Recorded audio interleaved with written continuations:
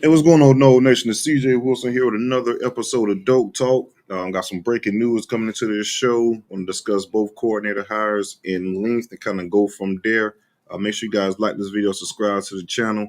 Excuse the background up in Jacksonville for the week hanging out. So I wanted to definitely go live, for, of course, to recap the Florida game a little bit. But the main piece of the pie is to discuss these new hires that were broke just recently as far as the offensive and defensive coordinator. Some pretty exciting times. I'm very excited about the defensive coordinator hire. Warming up to the Gus hire and what he could bring to the table as well too. We're going to open the phone lines up, of course, at the end. I definitely want to hear from you guys and get your opinions on the new hires and things like that, and kind of open up from there. If you guys got any specific questions beforehand, excuse me, don't forget to hit that super chat, man. I stroll the comments every now and then just to check them out and see. I can't unfortunately jump in and get everything as far as the comments. So if you guys got a specific question you want answered at that point in time, go ahead and hit that super chat, and we'll go ahead and get it going. Peter Shields, time to raid the UCF and Nebraska class. I feel it, man. Some of those guys have entered the portal as well too. So yeah, give me some of those offensive players from UCF and some of them defensive players, defensive line specifically from Nebraska, and a few of those guys in the recruiting classes. We'll check those out and kind of go from there.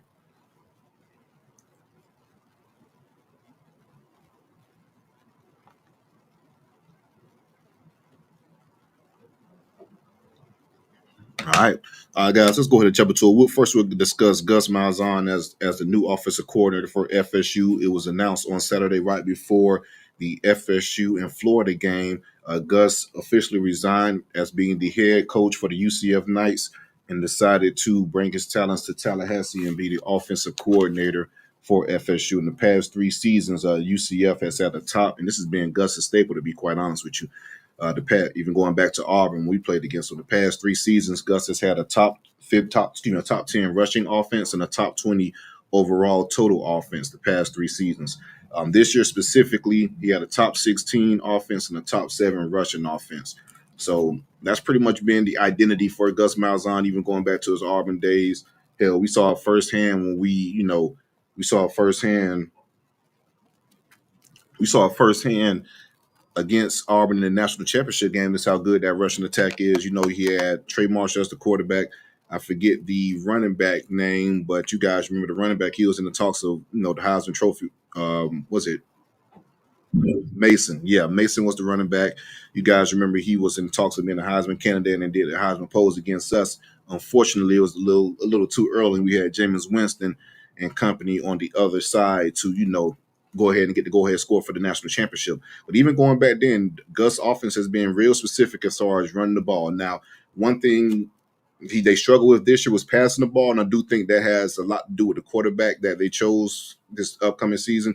The guy from Arkansas was the quarterback, and we all know well that the quarterback at when he was at Arkansas, I forget the quarterback's name that they ended up transferring, but he wasn't a great passer at all. He was more so a running type of quarterback. Now, Mike Norvell and him, they could probably blend together and have a perfect marriage, so to speak, in regards to Gus being taking over the run game and Mike having his hand on the passing game. I think the receiver coach that he does hire, running back coach, whoever it may be, I feel like we could keep Coach Yak in some capacity, but that should be a guy that he targets that has some experience as well as far as pass game concepts and things like that. So it could be a perfect marriage between Mike and Gus as far as the run game and the pass game. I do feel like Mike Norvell's pass offense has to improve some, but I do think also, better receiver coach as well as far as coaching these guys' techniques and things like that. But just Gus in general, like I stated, hell, the Russian attack has been our Achilles heel this year. It's supposed to be a staple this year coming into the season. Supposed to have a veteran offensive line, a stable of running backs, and we were supposed to, like I said, get the run game going this year, but it didn't happen. So to have a guy that's been consistently great within the run game with Gus Malzahn, I feel like that's going to be a plus for FSU to bring him in that capacity, in that department, because I feel like we could get instant results within the run game. And you guys, not spoken previous lives, I just wasn't a fan with our current state of the offensive line as far as the bodies we had, the body types, the athleticism, and things like that. I really wasn't a fan with all of the pulling and things we did with our interior linemen. Maybe that changes now with Gus's approach, and of course, Gus knows what it looks like. Shout out to Big No, my guy. He says this all the time as far as knows what it looked like as far as body types and things like that. The type of guys you would bring into a program from a recruiting standpoint and from an offensive line standpoint, running back, receivers, all that type of deal. Gus Malzahn knows what it looks like. He goes back to his days at Auburn. Really good offensive line, really good run game. Even at UCF, even though UCF has very a lot of resources, it's not an SEC logo in that nature, right? But still, he had a very good offensive line, very good run game. So when it comes to the look, he knows what it looks like, and what plays a part in that is his offensive line coach and Herd Hand.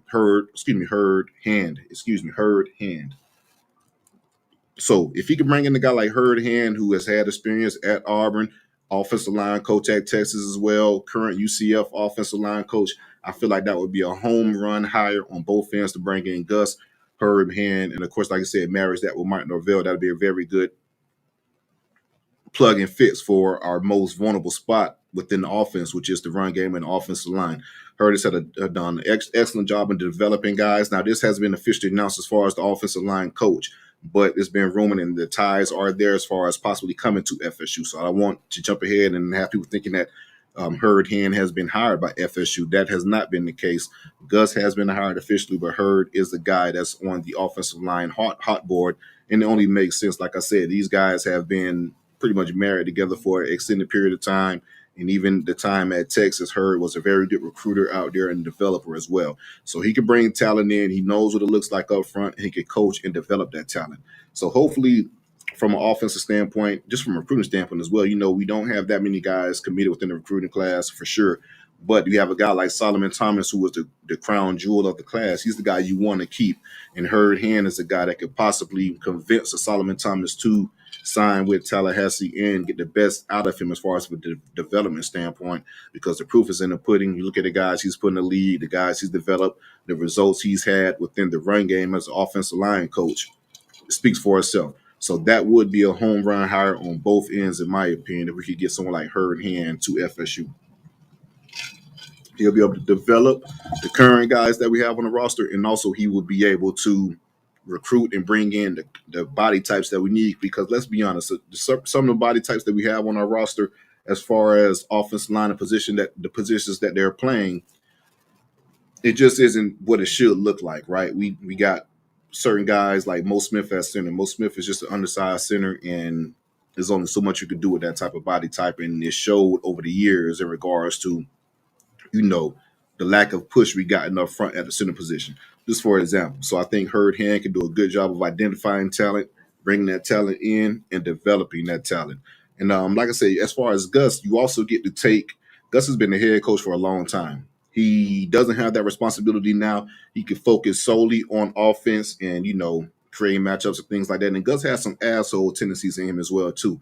What I mean by asshole tendencies, I mean he doesn't mind putting his foot on the throttle, foot on your neck, foot on the gas, foot on the throttle, and master some shit and kind of blowing your ass out and embarrassing you. He don't really mind putting points up and getting cute and getting fancy in certain ways. So that's a good thing as well, too. But like I said, from a play calling standpoint, he can just focus strictly on that, focus strictly on offense, and let Mark Norvell run the whole show as far as being a head coach. Something Gus hasn't really had the opportunity to do in a long time. So we can see, how much better his offense could be moving forward. Like I said, you got a top 10 rushing offense and a top 20 top 10 rushing offense and the top 20 overall offense this past year at UCF. And their defense wasn't great and their passing game wasn't great. Hell, we saw FSU's rushing offense, and I don't want to just to kind of, I guess, give you guys a comparison. Let me go to the end of these stats. FSU is at the bottom of all this shit statistically within this 2000 year. Like I said, UCF had the 6th rushing attack in the country. Florida State finished with the 128th rushing attack in the country. So UCF was 122 spots better than FSU as far as running the football this year. So bringing the guy who knows how to run the football creatively as well. So I like that. I really like that as well. Recruiting, recruiting. Gus is a hell of a recruiter too. He recruited at a high level at Auburn. Okay, a lot of people say, well, it's the SEC, it's the logo. Auburn got their bags out, this, that, and the third. Okay, perfect. That's fine. Goes to UCF, recruits at a high level at UCF. Had those guys at their peak this year before the season started and losing started to happen. I think UCF was a top 10 class at a certain point. UCF was getting a lot of Florida guys that had some interest in the Florida State, Florida, and Miami. May not have been as high on the board for those schools in certain pecking order, but certainly would have been takes for those schools. And he had those guys picking UCF. So again, a hell of a recruiter, a really good recruiter. Did it both at Auburn, did it at UCF as well. Gus is a recruiter. I feel like he's a great guy on the trail as far as recruiting. Just some of the guys that were committed to UCF that were considering FSU. Defensive back Tony Williams out of Palm Beach, and that's a guy that FSU could probably get in play with at a certain point in time as well too. That's a guy that could probably get in play. That could probably be back in play for FSU at a certain time as well too. Tony Williams, defensive back from Palm Beach. If you guys remember, he was a guy that I mentioned over the summer a lot as far as recruiting that could possibly, come to FSU. End up committing to UCF and sticking with UCF. That's a guy that Gus Malzahn beat out the in-state schools for FSU specifically. So it can be done as far as what he could do. You put the FSU logo on his chest, then we can really make it happen.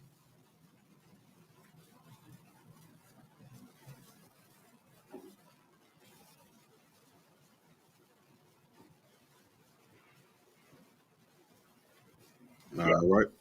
You Harlan, note you got the email. Or do I need another one? Sorry, speaking to my producer real quick. All right. Yeah. All right, perfect. Yeah, so we have Gus in the fold as far as the offensive coordinator. I think that's going to be a perfect hire. We'll go from there. Speaking on the defensive side of the ball, this is the one I'm really excited about. I'm really excited about. Really, really, really excited about this hire, and that is Tony Williams, defensive coordinator from Nebraska. Ended up taking him from, like I said, Nebraska. Matt Rule, head coach there.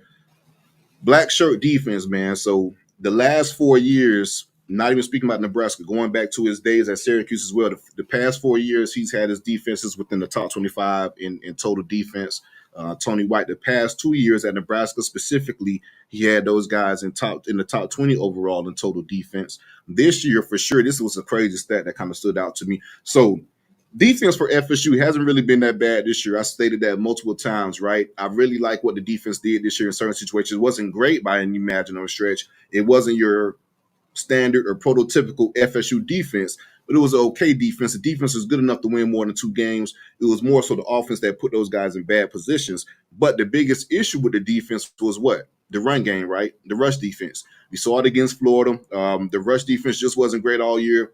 Miami had a hell of a day rushing. Georgia Tech, Boston College, Notre Dame. This goes on and on, right? So this was a crazy stat that kind of jumped out to me as far as Nebraska defense this year. They allowed 0 rushing touchdowns at home all year. They allowed 0 rushing touchdowns at home all year. That was the first time that has happened since 1939. 1939. So they had 0 rushing yards at home all year. That was very impressive to me as far as what he did this year at Nebraska as far as the run game. Our biggest issue was the run game. Also, his first year at Nebraska was 2023, which was the best statistical year that Nebraska had on the defensive side of the ball since 2011. He was nominated for the Burroughs Award at Nebraska. He was also nominated for the Burroughs Award, at Syracuse. So, hell, he proved he could do it at Syracuse, got the promotion at Nebraska, proved he could do it at Nebraska. Now he's getting a promotion at FSU as well. He's associate head coach at Nebraska as well, too. This year specifically, they're ranked the 19th defense, 14th in rushing yards. 14th rushing defense as well. Just kind of going back to his 3 years at Syracuse and just showing you guys how consistent he's been since he's been the main play caller at a P5 level. 3 years at Syracuse, we even saw some of it, and he gave us some fits and some troubles. The 3 years he was at Syracuse, they had the most improved defense in the nation, jumping 93 spots in total defense in 3 years. I'm going to repeat that one more time.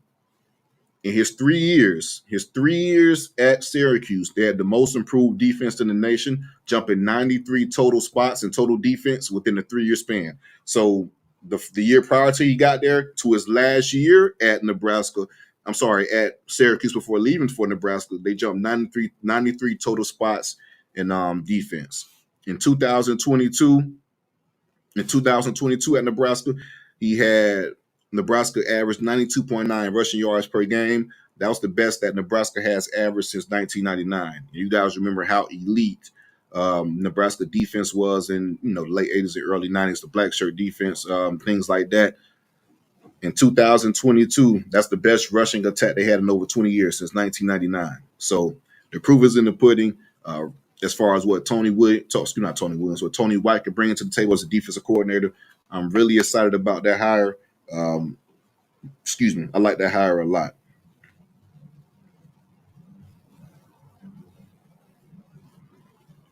And I know people have been asking, I might as well address this now.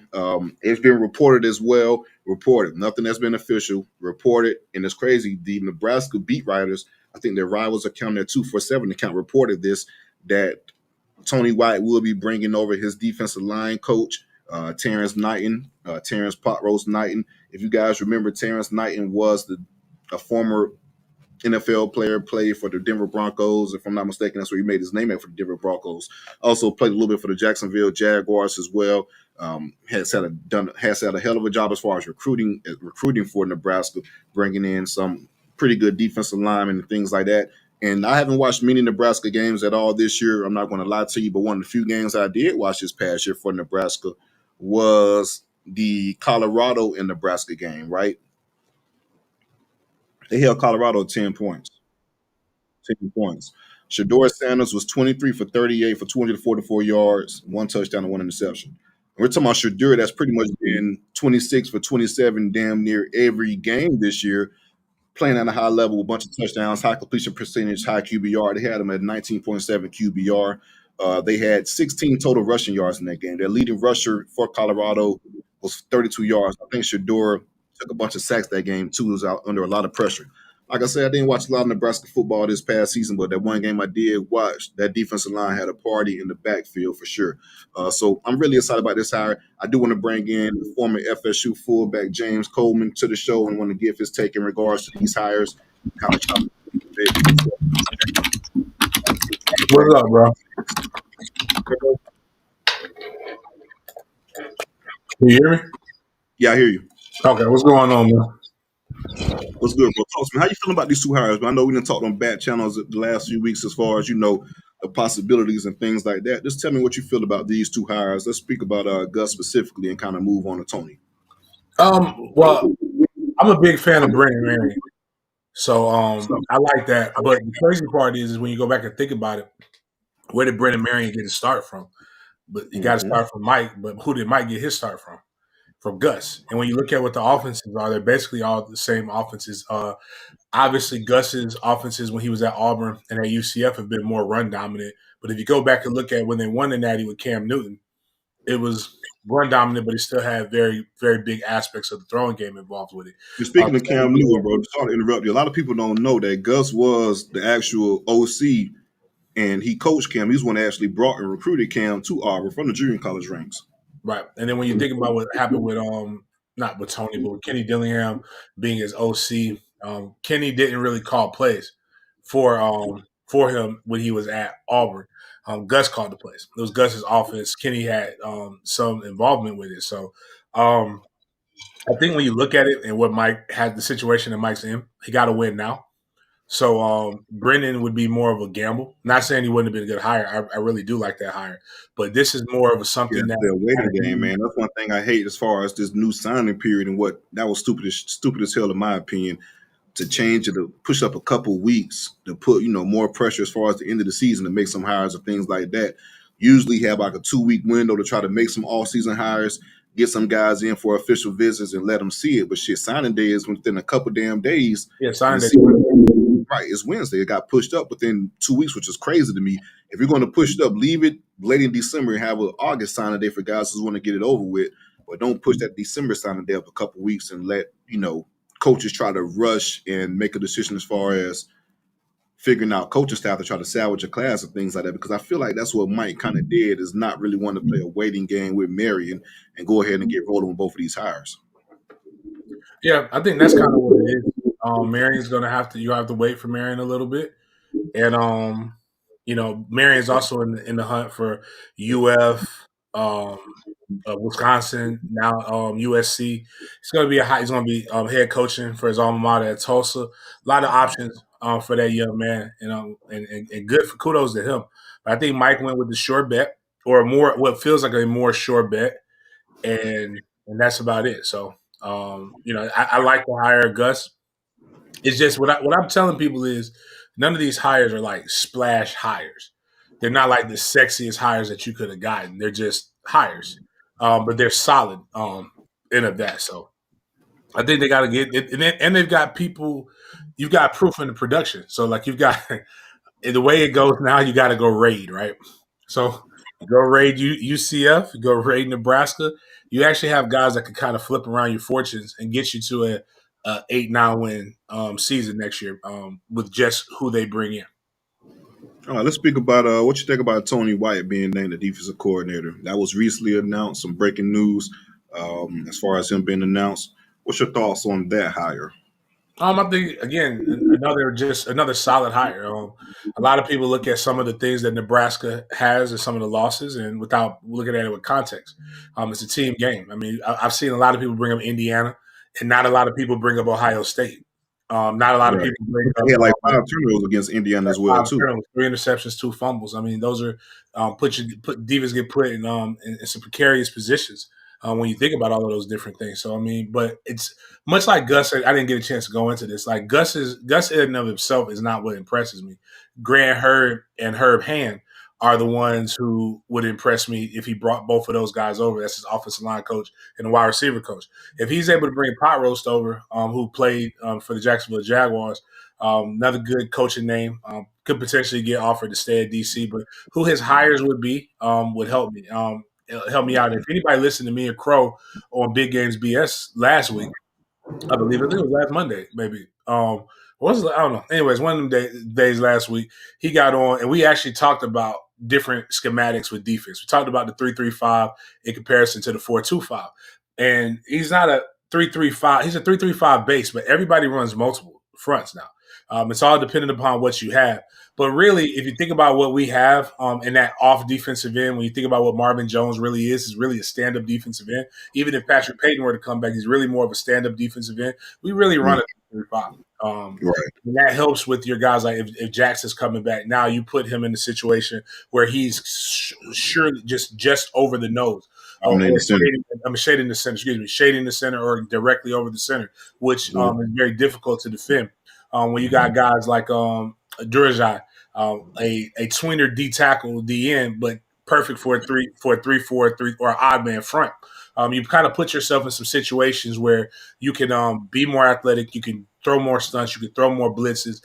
That's really where they would have to really hit the portal hard to go find linebackers that understand what it is that they want to do. You can also, when I'm looking at the guys entering the portal from Nebraska, I know there was a lot of talk that Pot Roast might Terrence Knighton. Pot Roast is Terrence Knighton, guys. Staying, but when I'm looking at who's hitting the portal, it gives you hope. There's a lot of D linemen that are bouncing, and I saw somebody put that they don't know where he's a recruiter. The cool thing about I don't invest too much in 247 on 3 rivals. But the cool thing is when you type those coaches' names in, you can go see the players that they were involved in recruiting. And for him to be such a young coach, it's a lot of 4 stars that he's been involved with getting to Nebraska. So yeah, you look at Nebraska fans. Nebraska fans are not happy about this shit, and they speak highly of both of those coaches, especially Knighton. So especially what they came into at Nebraska, they came into a situation where guys were called soft. They were not doing very, very well. They came in and they had, again, people like to talk about flipping the culture. So if you believe that's what we were encountering here at Florida State, well, you got a guy who's really, really good at determining the attitude. It's something that we were talking about on the sideline of the Florida game, me and some of the old heads, is how the defense used to be. The defense as Florida State has been known has been the culturally defining part. Like it's always, even though you've had players like Peter Warwick, you've had all kinds of great players. Defense is always the Always mantra. know that Mickey Andrews' defenses were tough. Physical and finesse. Yep. You're right, 100%. So we can, and I think someone alluded to that in our group chat as well. So if we can get back to that, then you're right. I absolutely agree with that. So we'll see how it plays out. And of course, early signing day is within the next few days. You were into more this past week as far as for the Florida game. I don't want any specifics as far as any names and things like that, but just talk about some of the vibes you were hearing as far as recruiting for some of those guys and what the message was from FSU moving forward for some of the guys that they were recruiting on the trail. I mean, the biggest message is we won't be here for long. We're not gonna. This won't be what it's like. This is not the expectation. What's funny is, a lot of people adopt it, but forget. I get it from Mike. This is not the standard. This is not up to par. And I think, as a guy who has a lot of friends who are in coaching and knows a lot of people, even they sit back. They don't. People who get paid don't have time to troll. And like they are going around saying, James, I don't understand it. This isn't a 2-10 team, or at the time, this isn't a 1-9 team or a 1-8 team. I don't know what the deal or what's going on. And they, but everybody understands that it's going to take some some correction. It's going to take some pain, but at the end of the day, it's not as big of a fall or descent or climb back to it as what people would think. You get some play. You missed. Point blank. Period. You missed. You missed on guys in the portal. You missed on guys. You missed on when you paid the wrong people, the right people, and their attitudes. But a lot of that can be corrected by getting guys who aren't fueled by just this. They're fueled by wanting to win. And I think a lot of that could be correct. Well, a lot of that will be corrected. It will be the theme in the offseason and recruiting moving forward is getting guys and vetting guys who want to be that. But what's funny is I was listening. One of my passions, especially when things aren't going right, is to listen to everybody else's spaces. And I was on the Miami space, and it was actually a shout out to AJ. Luke was on it, Uncle Luke, a couple guys, and I was listening to him. And Luke was the traditionalist. You can't get we can't get 15 more transfers. But they were going through their roster. That sounds familiar, don't it? And they were talking about how trash their roster is. Mind you, they've won in recruiting every year the last few years. And the reality it's just but people have to understand what the current reality is.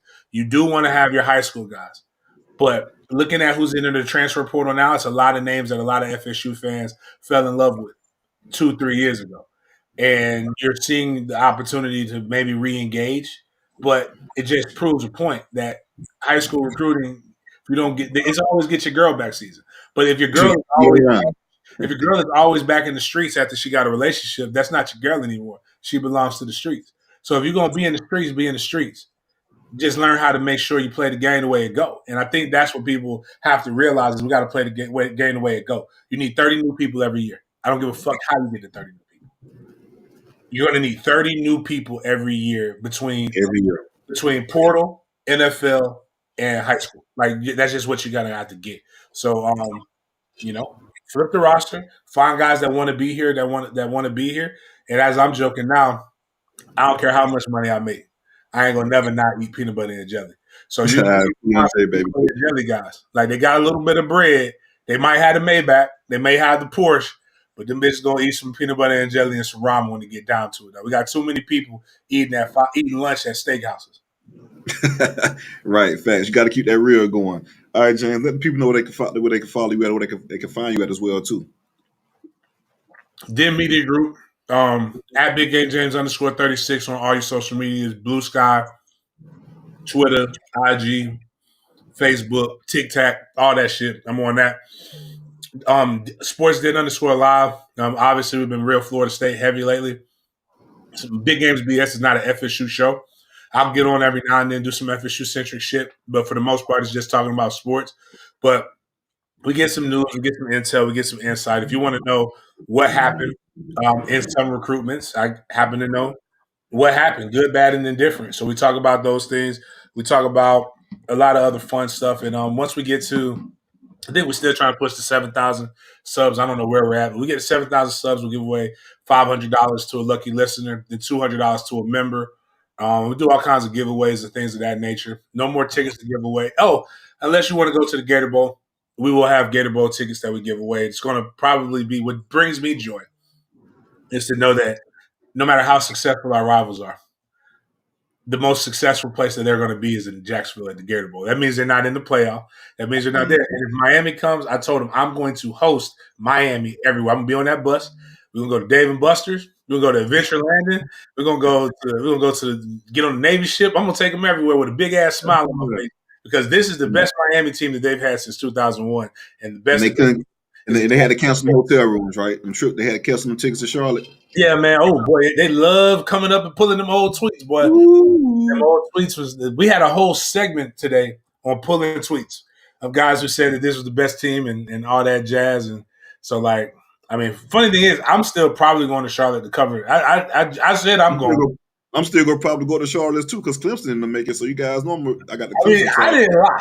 I didn't cancel my book. My room was still good. So I might be in Charlotte hanging next week as well too, motherfucker. Yeah, but here's what I do know is that it will not be any hurricanes.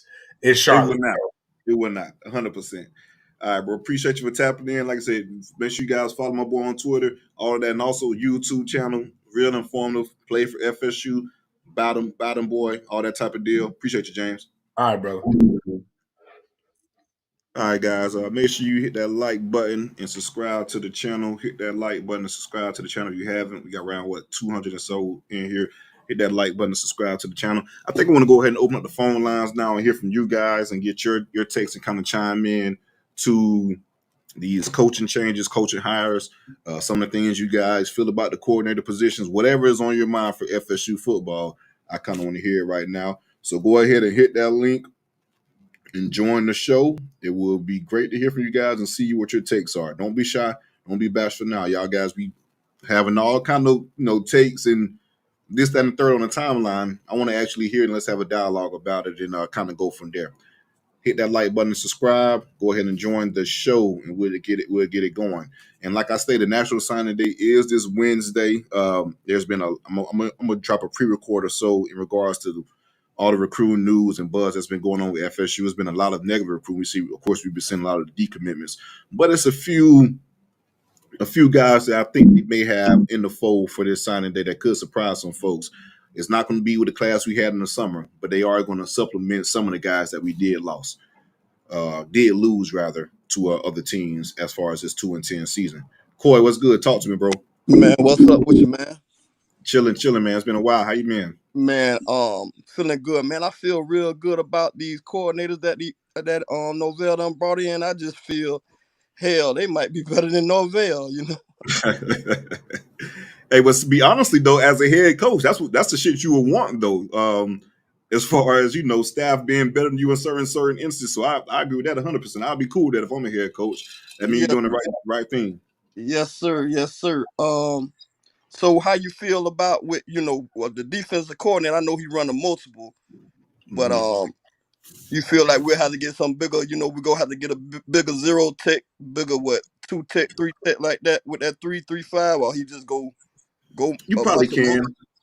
I think you can. We got a couple guys on roster who could probably fit that bill. Now, like James was just saying, I think you would try to have to do a good damn job of convincing Daryl Jackson, so to speak. He could be a guy that could be right over the center and play that position. And then we have a couple linemen like Durocher. He's a tweener between the defensive end and defensive tackle. He's around a 280 range, so he could play as far as one of your D tackles in that 3-3-5. And like I said, if you get you a 250 type of DN/linebacker guy that's explosive off the edge and can do some athletic things in space, he could be your standard guy as far as your 3-3. Technically, you will still be like a defensive end in essence. So I think we can find some guys to figure that out. As long as we got a guy that can coach damn football, develop guys, and have an aggressive scheme, we can figure out the rest, in my opinion. Yes, sir. And with that, you can run a lot of different stuff, different type of zone blitz, different type of things that ain't so vanilla. Philo was real vanilla. I agree with you 100%. But with that, do you think it keep some of the players that want to leave? It probably from here, and it probably open up the portal to bring some different type of players here. Repeat that again, bro. I'm sorry. I mean, with that, do you think it keep the players that might want to leave here with those hires and might bring in some different type of players that Possibly, want man. Possibly. I do think these coordinator hires can try to convince some of the guys you would want to keep at FSU, right? Because there's going to be some guys we want to leave FSU and not want to retain. But I do think these coordinators kind of get their message across and say, hey, stick with us. Let us develop you, and we could, bring the best out of you. I agree with that 100%. And like Mike even said it in his press conference as well, too. Shit, if you guys want to leave when it get tough after 2-10 season, this, that, and the third, then you probably want the guys we really want to be around in the first place if you're going to just run just like that. See it out, see it through, try to fix the issue and be a part of the solution. We kind of go from there. But I do think these coordinators are going to be doing recruiting jobs as well as far as, keeping some of the guys. And also, like I said, just getting to know the roster in general and feel like what they can use and what they can't use. yeah. One thing about it, that Malzahn, well, hey, he can recruit now. Oh, yeah, that's the recruit. He was on a hell of a job recruiting at UCF as well. A really good job. So I agree with that. Yeah, but hey, I ain't gonna keep you on all day, but boy, ain't it a blessing, man? The best Miami team they done had in 20 years, and still can't get to an ACC championship game, man. Ooh, it's beautiful. Best Miami team they had in 20 years. Best quarterback they had all time. The best offense they've had all time. One of the easiest schedules as well too, and still end up with 2 ACC losses and can't make it to Charlotte for the game. That's so the you wrap it up, wrong like I said, number. all of that, and the only thing those guys really have to show for it is being a 2-7 or 2-10. Only thing you got to show for is being a 2-10 FSU team and a 7-5 Florida team. So yeah, it's beautiful. Go Canes. Yes, sir, man. Be safe. Appreciate you, bro.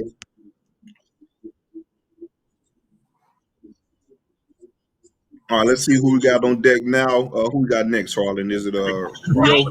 That's the wrong number. Yeah, Yeah, can Rio. you hear me? One thing you got to show for is being a 2-10 FSU team and Hello? a 7-5 Florida team. Rio, you there? Go Canes. Yeah, I'm here. Yes, sir, man. Be Yeah, safe. are you listening to the show? Cut the show off in the background because it's kind of echoing through. Oh, mute it for. We got on deck now. Who we got next, Harlan? No, you ain't have to mute yourself. Just mute the show in the background. It sounded like you was watching the show as well as trying to chime in. All right, we'll go ahead and kind of keep it rolling. Anybody else want to join the show, go ahead and do it until we get Rio going.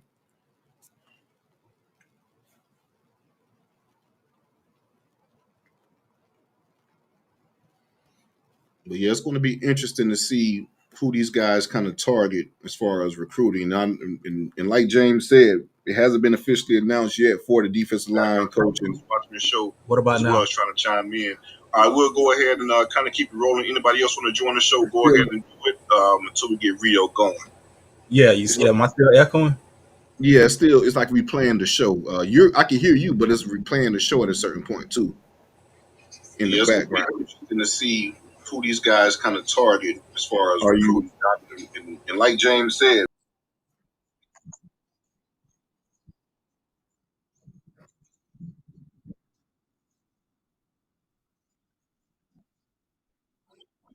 you said, well, hold on, I couldn't hear you. My apologies.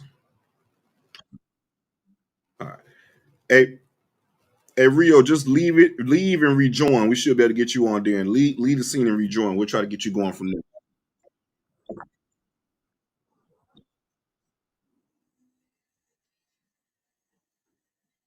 We'll try to get Rio back going.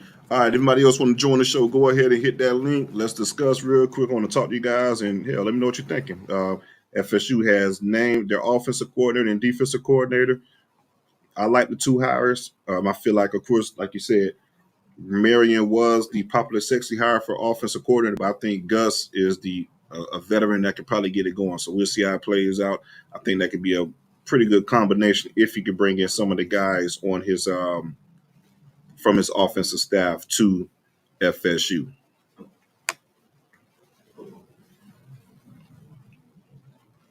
And while we wait for guys to chime in, I know I stated I'd talk about the Florida game. I want to jump into it just a little bit. FSU ended up losing against the Gators 31-11. And just to take away from that game, man, this pretty much the same shot I've been telling you guys all year. defense plays pretty good ball to a certain point, then they get put in impossible situations to kind of overcome.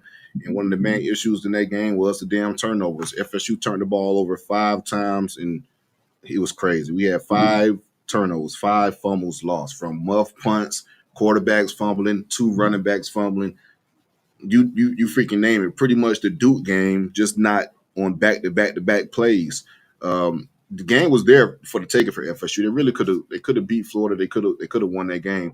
Nothing was really done too crazy in regards to what Florida did.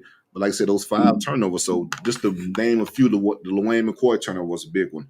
Luane McCoy ended up muffing the punt and giving Florida the ball back within the red zone. And then Cam Davis, he ended up fumbling the ball on the 3-yard line, not catching the pitch. That's a 14-point swing right there. So just those key turnovers, a couple other turnovers we were driving, and it just couldn't shake. And of course, like I said, one of the biggest issues is their offensive line versus our defensive line, their defensive line versus our offensive line, and their rushing attack. Pretty much the Achilles heel for FSU all year. They had 235 rushing yards. They end up getting 8 sacks on Luke with like 14 or so tackles for loss, the most in the Florida FSU game since 2000. That offensive line has been pure this year, and that pretty much just personifies how bad the offensive line was for the 2024 season. So we got to get that fixed for sure going forward. But that was the name of the game. But just speaking about Luke overall and how he performed, I like what I saw to Luke. Luke had some pretty good moments. Of course, he's had some freshman moments where you're like, okay, he could have been better here and better there as far as processing, of course, staying in the pocket way too long and things like that. Shouldn't have been in the pocket that long. But freshman mistakes, right? Not the one freshman mistake he had. I think it was like our first drive against Florida. We was ended up driving. I think he ended up sliding for a first down, so to speak. But once he slid, the college rule is whenever the slide is initiated. Initially, they gave us the first down, but after reviewing the play, he ended up being short because he slid, kind of like the 2022 Jordan Travis run against Florida. He got it when Jordan Travis had that miraculous run, ended up getting out of the sack against Florida, spent around and was running for a touchdown, but instead of diving forward, Jordan Travis ended up sliding, and they marked him short of the touchdown. So pretty much the same thing. Luke made that mistake as well. Rio, I jump back to that take in a second. I think we got Rio back. Rio, you there?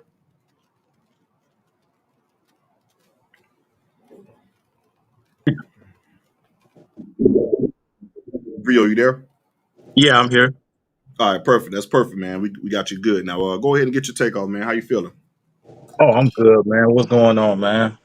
Can't Man, complain. lifelong no dog. I just got one question, man. I'm gonna be out, man, and it's about Odell.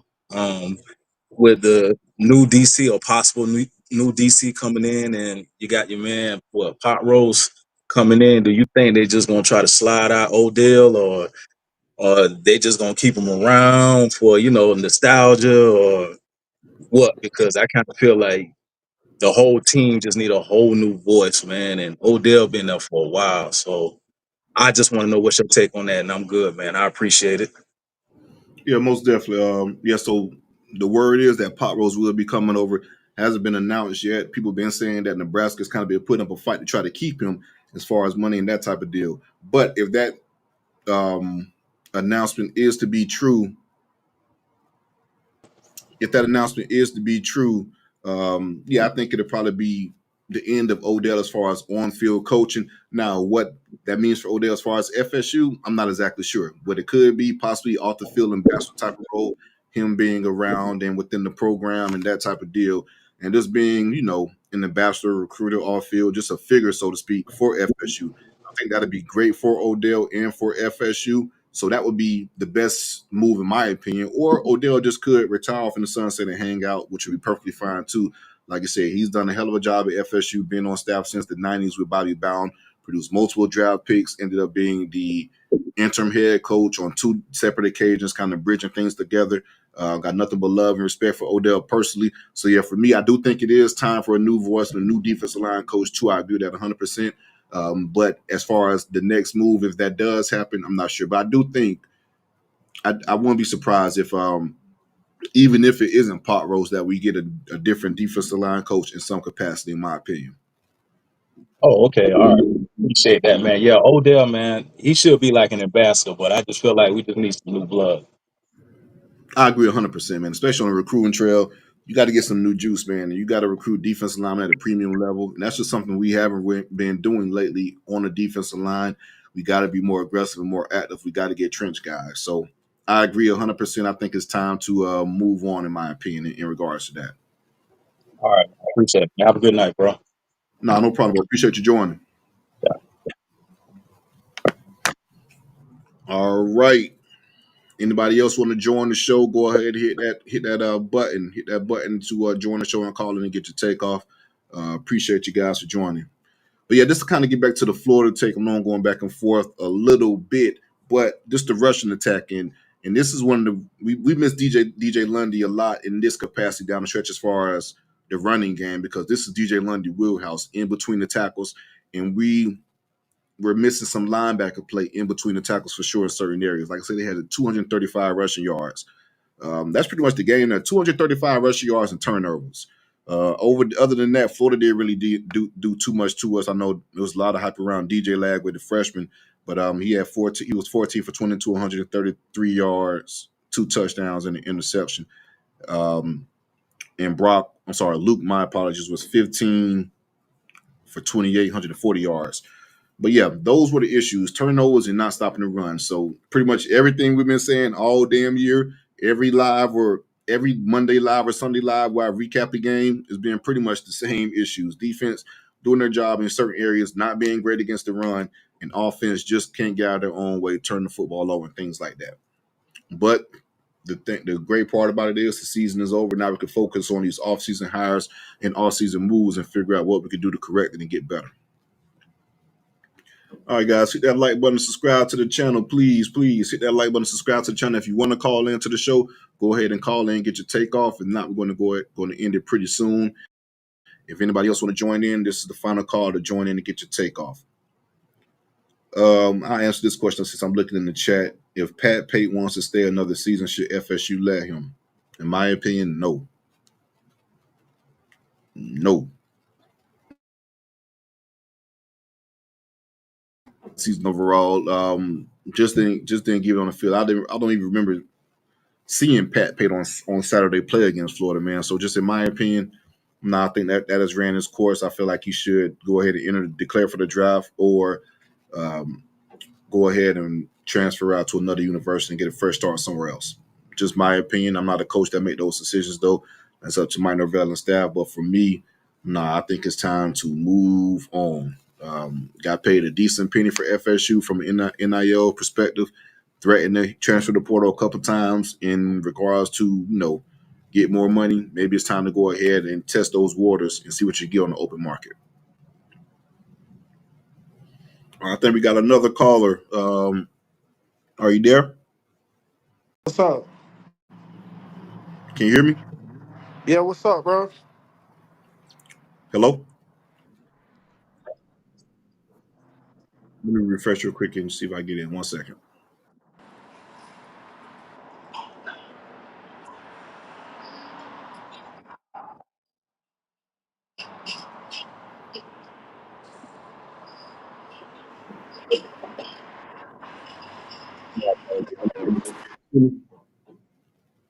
Yo, What's going on, bro? Talk to me. How you feeling? feeling good. How about yourself? Pretty good, man. Pretty good, man. Can't complain. Hey, man, all I gotta say is our defense was already pretty straight this year. Like, if just being honest, like, and this my opinion from looking at it, Florida State defense was better than Miami's defense this year. And Oh yeah, definitely, people absolutely. can say whatever they want to say, man. Like the numbers It don't absolutely lie. You was. look at the That's not a games. question. Yeah, you know what I'm saying. If we had some better offensive position, we'd have been in a better position. I like the hire that we got. I'm ready to tell some elite lies, and man, stop letting Silk do you like that on Twitter, man. Do me like what? Nah, see, because if I pick and choose in regards to that, because if I kind of indulge in that, I might take a little left if we being honest. So I ain't gonna lie, I get it. I try to avoid the trolling on that. But yeah, once I get active on that side, it may flip to another side, man. And once I go to that side, that shit gonna really turn up if we being real. I feel that. I feel that. Hey, but I appreciate you, bro. I be, you know what I'm saying, I be watching your stuff, man. Keep it up, bro. Like, you know what I'm saying? But yeah, we telling elite lives this year, man. Oh, that shit about to be up, man. These coordinators gonna have me in rare form on the timeline. I promise you that. Yeah, take it easy, brother. Yes, sir. Appreciate you. Yeah. Then we got one more on deck. Johnny, you there? What's up, man? What's What's going on? good? Talk to me, man. How you feeling? Man, I'm good. I'm good. Like your show, man. Like the content. Keep up with you on Twitter. Me and my brother, we talk. I We appreciate both that. die hard nose since '88, man. Shoot, man. Just ain't never seen nothing like this season here, man. But I mean, just Right. we gonna come through this. We gonna come through this. So tell me this. Okay, so we bought Gus in the fall. Malzahn. What have you been hearing as far as in what who could possibly be coming with him? I mean, because I get we get okay we had to get new coordinators here, because this thing just went off the rails this year. But Mm-hmm. what with a lot of us in this Jacksonville area, and I'm pretty sure everybody else, because we here and we just we devout with this thing down here. Um, Player development, it just looked like it just started to. I don't know. It just looked like it started to slide. We would be talking about just O line play. Just we wasn't particularly happy with with how the O line looked last year. Mm-hmm. I I agree. mean, Jordan it was just Jordan Travis you know saved us a lot. that dude really did, man. That young fella is man. I mean, he really bailed us out, man. I mean, the fact that he could turn around and hand the ball off to an NFL running back, and then you got a couple of guys out there that's playing on Sunday night, that's out there on the island, catching that thing from him.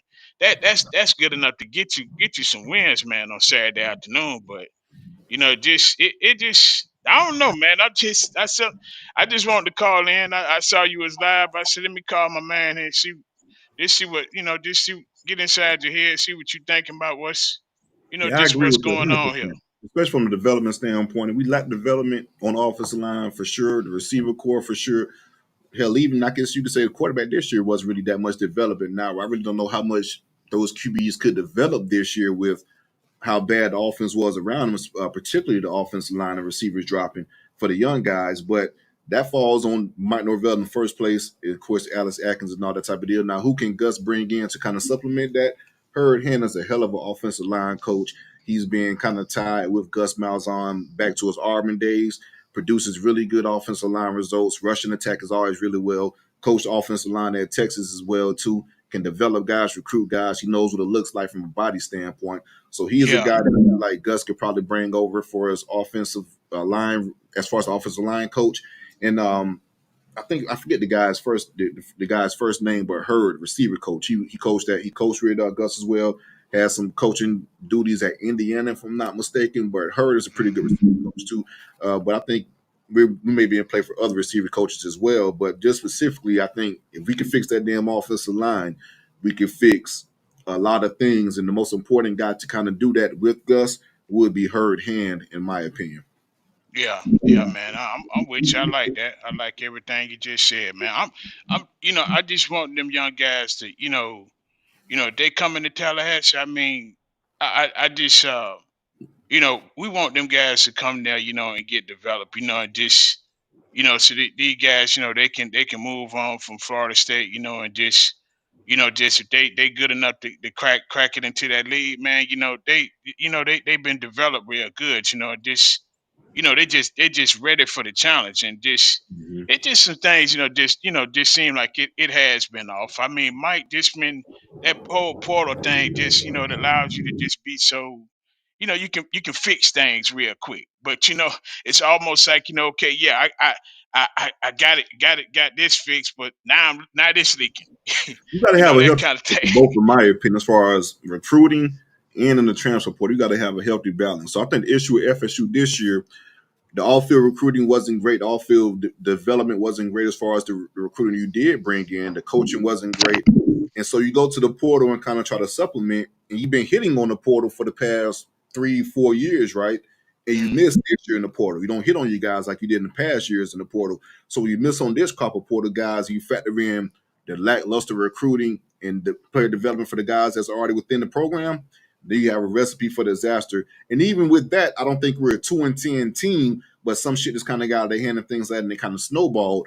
But if you don't recruit high school as well, and you miss on development, and then you miss on a portal class, you have a recipe for disaster. And that's exactly Right, CJ. Yes, man. Yes.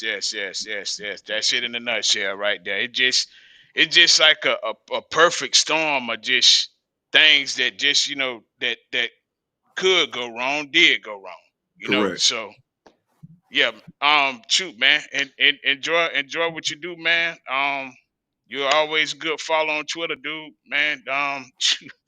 Keep it up, bro. Keep it up. I'm looking Appreciate that a forward to lot. you being on here again, man. I'll hop back on to yell at you, and hope that boy Solomon Thomas in Jacksonville at Reigns. Hoping he do sign with us, cause Yeah, I hope you sign too, man. we gonna need some beef like that. What he got, them the kind Agree. of guys that we need to get into Tallahassee. Agree 100%. If we could hold on to Yeah. Solomon Thomas, that'd be a good start. I agree. Oh yeah. Appreciate you Oh joining, yeah. man. Shout out to the love. Yeah, I really, man. really Take it easy, appreciate it. bro. All right. Yes, sir. Thank you. All right, we had Johnny on. Appreciate you joining. Like I said, make sure you guys like this video, subscribe to the channel if you haven't. You get a lot of Noel information firsthand, like he was saying. I cover everything Florida State, man, from recruiting, the games, the coaching changes, whatever it may be. And we're in the all season. Within the all season, I try to get former FSU players on to kind of tell their story and just talk about recruitment and talk about their days at FSU and what they're currently going through. Had Kenny Shaw on before, Antonio Cromartie on, Chris Thompson, just some of the names to say the least, Crafonzo Thorpe. So again, make sure you guys like this video, subscribe to the channel, and join the FSU party, man, because we hang out over here at DoakTalk. All right, we got anybody else that want to hop in and join the call list before we wrap it up and get up out of here? Appreciate you guys for joining in and tuning in. Going once, going twice. Any other callers? All right, then we'll go ahead and wrap this show up. Like I said, the early signing date is this Wednesday. We'll probably do a pre-record and just kind of wrap everything up to give you guys a 2024 FSU recruiting class in a nutshell, from the decommitments to the current commits to the new commits that we will be signing on Wednesday, because I have a feeling we will be adding some more guys to the class. A couple of guys that's committed to some other P5 big time schools that's going to be flipping and decommitting as well. So I don't think the FSU recruiting class is going to be anything spectacular by any stretch of the imagination. We go 2-10, you fire your quarters, and this, that, and third. This is kind of the hand that you played and you're left with. But I do think they will find certain guys at certain positions that can help FSU at a certain point. So like I said, signing day is this week. We'll go ahead and get a pre-record out for you guys and wrap everything up in one. Make sure you guys like the video, subscribe to the channel. Go Noles.